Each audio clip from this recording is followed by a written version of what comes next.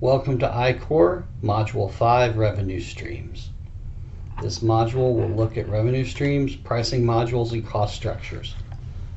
We'll go through the questions of how you make money and how to price your product or service for your customers. We'll start with revenue streams and the question of how your venture makes money. Revenue streams are the bottom right corner of the business model canvas. It is next to costs, and the two comprise the bottom border of the canvas. Notice that the right side of the canvas deals more or less with you and your customers. The left side deals with non-customer relationships, and the bottom portion of the canvas deals with money. A revenue model is defined as the strategy that each company uses to generate money or cash from each customer segment. There are several important questions when it comes to revenue models or revenue streams. These include, but are not limited to, what are my customers paying for? What capacity do my customers have to pay?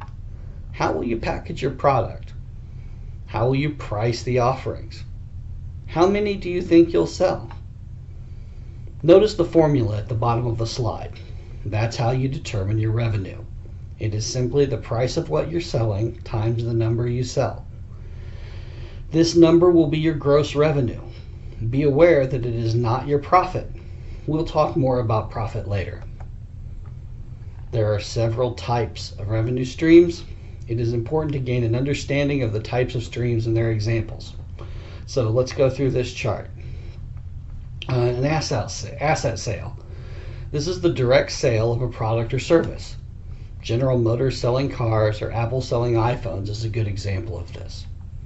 There's a subscription fee. Subscriptions are very common right now. Netflix is a great example, so is Spotify. There are also subscription box companies such as Dollar Shave Club and Bespoke Post. Renting. Renting's very straightforward. You don't own, but you're paying to use something. Most students rent an apartment or home, either from a landlord or from their institution. Intermediation. Intermediation is when a company facilitates the rental of something that they do not themselves own. Airbnb, for instance, is a marketplace for renting other people's houses or spare rooms. Airbnb doesn't themselves own the houses, but they make it possible for you to rent them. Advertising. Google and Facebook offer free services or products, and they generate their revenue by showing you targeted ads. You also see advertising everywhere else. Licensing. Licensing involves the paying for access or ability to use something owned by a corporation. For instance, Microsoft licenses their Office suite. There's crowdfunding pre-sale. Crowdfunding is a newer way to generate revenue even before a product is made. On Kickstarter, you can sell something that doesn't even exist yet. You just need to make sure to deliver or you'll be penalized and owe everyone refunds and maybe even more. Royalties. A royalty is a sum of money paid to a patent owner for the use of a patent or to an author or composer for each copy of a book sold or for each public performance of a work. Songs are classic examples of this. Freemium is a new model of revenue where there are tiered levels of access to a software. Spotify free versus premium is a good example of this. So are a lot of games like Clash of Clans. And lastly, a usage fee is a model where the fee is proportional to the usage of the service. For example, pay-as-you-go data plans for cellular providers is an example. You pay as much as the data you use. So is FedEx, where you pay by size and weight of the item shipped. Subscriptions are ubiquitous. The logos for a few subscription services are pictured here. Each of these companies offers a subscription model that differs from the others. Netflix subscriptions give customers unlimited access to their library of shows and movies. Soylent is a subscription liquid food. Stitch Fix is a subscription box that gives customers a curated wardrobe. Blue Apron is a pre-portioned ingredients with recipes subscription. CigarClub.com, which is a local startup, is a curated cigar subscription service, and Bespoke Post is a subscription box for miscellaneous artisanal goods. A simple example of deferring revenue models is visible when comparing Apple and Facebook. While the charts are outdated, they show the total revenue broken down into product for both companies. Facebook's revenue stream in 2016 was virtually one-dimensional, with 97% of its revenues coming directly from advertising.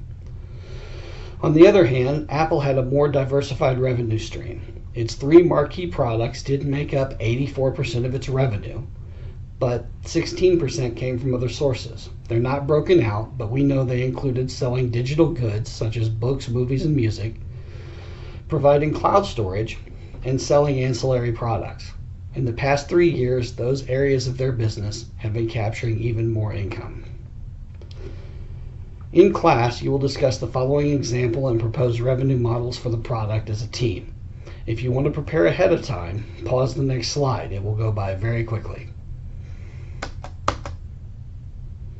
Now we will move on to pricing models. A pricing model is the methodology used for setting a price for each customer segment. Notice that buried within this statement is the idea that you may price things differently for different groups of customers. There are two primary categories of approaches to pricing. Cost-based, or cost-plus, is a model where you start with the cost of goods sold and add from there to determine the price of the product. On the other hand, value-based pricing is based on the value that the product is worth in the eyes of the customer. This is based on the perception of value, and it is extremely common. If you made a stick that could find water and it cost you $100 to make it, and you determined you wanted to double your money on each one and sell them for $200, that would be cost plus. If you had the same product and cost and sold it based on how much the customer needed to find water, that would be value-based pricing. Here's a more complete list of pricing models. These are different methods for pricing. It is worth noting that the cost plus is very rarely a successful pricing strategy, which is why it's crossed out. Competitive pricing is when pricing is set in light of competitors. Quite often this is to undercut their price. Volume pricing is common for wholesale. It is when a price is set based on the quantity of something purchased. Value pricing is when the price is set primarily on the perception of the value of the product. Portfolio pricing is often used in legal work. It's when the product or services are bundled and a single price is set for the bundle. Razor and blade pricing is a strategy in which one good is sold at a discount or loss, and a companion consumable good is sold at a premium to generate profits. Subscriptions are recurring cost models such as Amazon Prime. Time or hourly billing is simply billing based on the duration of the labor. And leasing is a pricing model commonly used for expensive goods where customers don't want to assume the risk of an outright purchase or can't afford to pay a large upfront sum. Leasing typically involves a long-term rental agreement. Now, shifting specifically to cost structures, the following terms are fundamental concepts related to costs and pricing. We'll illustrate the terms using a simple t-shirt business. So fixed costs are costs that don't vary based on how much product you make. An example of a fixed cost might be the t-shirt silk screening machine. The machine costs the same amount no matter how many shirts you make. Variable costs are costs that do vary based on how much you make. An example of this might be the ink you use to silk screen the shirts. The more shirts you make, the more ink you use and have to pay for. The next two terms are related to reducing costs. Economies of scale. The price per unit goes down if you make more of some things for various reasons. For example, you can buy 500 shirts for a lot less per shirt than you can buy one for. Economies of scope are when the prices reduce when multiple products share expenses. For example, getting an agreement with a company to sell your shirts would cost money. But it probably costs the same whether they're selling one design or 10 designs. So economies of scale happen because of higher volumes of the same thing, and economies of scope happen from larger numbers of different things. Channel economics is a way of understanding where the money goes from the retail price of a product. For example, If you purchase an electric bicycle, the end consumer will pay something. Some of that money will go to the manufacturer, some of it will go other places. We'll look first at a direct sales channel, such as buying a product directly from the manufacturer. This is a breakdown of the channel economies of a direct sales channel. These are all the numbers that go into the list price of a product. From left to right, notice that the red portions are expenses and the blue is revenue. After the cost of goods, there's a cost of research and development, cost of selling, general administrative expenses, and then you have the product's profit margin.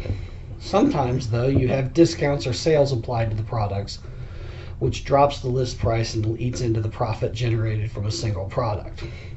But not everything is sold direct from manufacturer to consumer. This is an indirect sales channel. Notice the difference in the channel from a direct sales channel. An example would be Gucci selling their cologne at Macy's. In this case, there is the same cost associated with the direct sales channel, but there is an additional reduction of profit margin as a result of reseller fees. In other words, Macy's would often buy a discounted cologne bottle from Gucci, and then that agreement helps them make their portion of the money for selling the cologne. Now we look at a more thorough cost stack, or list of costs that go into a single price for a single product. Notice here all the different expenses that eat into the profit margin of a single product.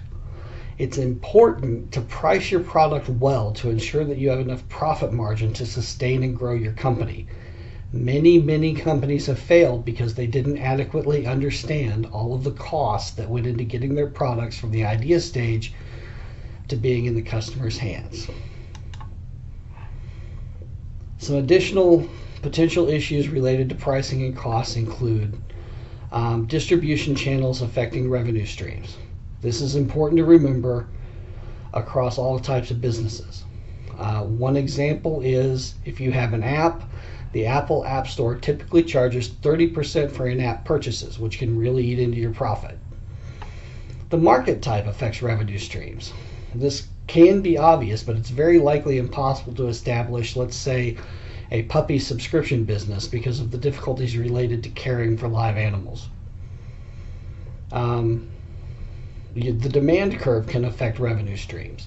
This simply means that changes in market conditions and the demand for your product could likely change how you structure your revenue model.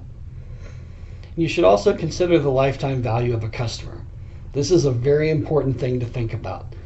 The lifetime value denotes how much the average customer will pay you over the course of their relationship. If the average customer stays with you for 3 years and pays a subscription fee of $10 a month, then the lifetime value is 3 years times 12 months times $10, or $360. Finally, make sure that you price well above your costs. Ask yourself the question, does this all add up to a good opportunity? Is the revenue that I'm going to make enough to cover costs in the short term? Am I confident that the revenue will grow over time? And will profitability improve as the revenue grows? Those are 3 very important questions to consider. Thank you for viewing today's presentation on revenue streams. I hope that it has been a valuable addition to your iCore experience.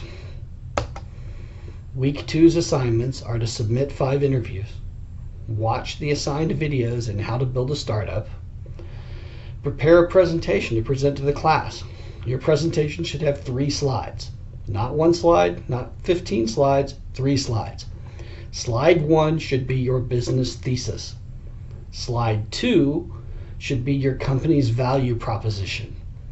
And slide 3 should be your current business model canvas. Thank you and have a good day.